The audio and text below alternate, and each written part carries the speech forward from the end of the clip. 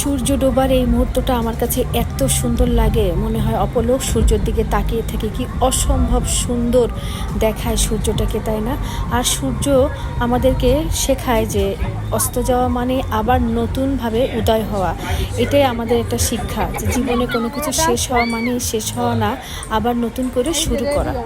আর এদিকে বাচ্চারা গাড়ির ভেতরে মজা করছে, আমি আবার সেটা এনজয় করার জন্য ওদের সাথে মজা করছি।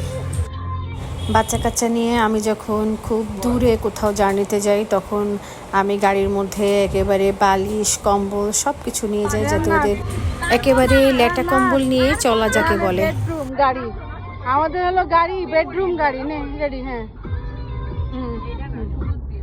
যাতে করে বাচ্চারা একটু টায়ার্ড হয়ে গেলে গাড়ির ভিতরে ওরা ঘুম পড়ে নিতে পারে।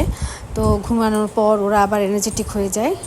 এনার্জেটিক হয়ে যাওয়ার পর রেহান আবার একটু ওর মতন করে নাচছিল গাড়িতে বসে বসে। আমি আবার সেটা ভিডিও করে ফেললাম। এই তো আমার খুব ভালো লাগছিল।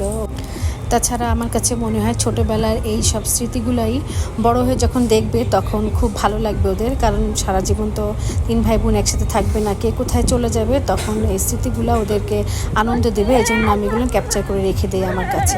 আমি ভিডিও করছিলাম দেখে রেহান আবার লজ্জা এগুলো করছিল। ওর নাচ দেখে আমরা তো হাসতে হাসতে একেবারে গোড়াগড়ি গাড়ির ভিতরে। তো ওর পাপার গাড়ি চালাইতে একটু সমস্যা হচ্ছিল, তারপরও আমাদের থামাথামি নাই।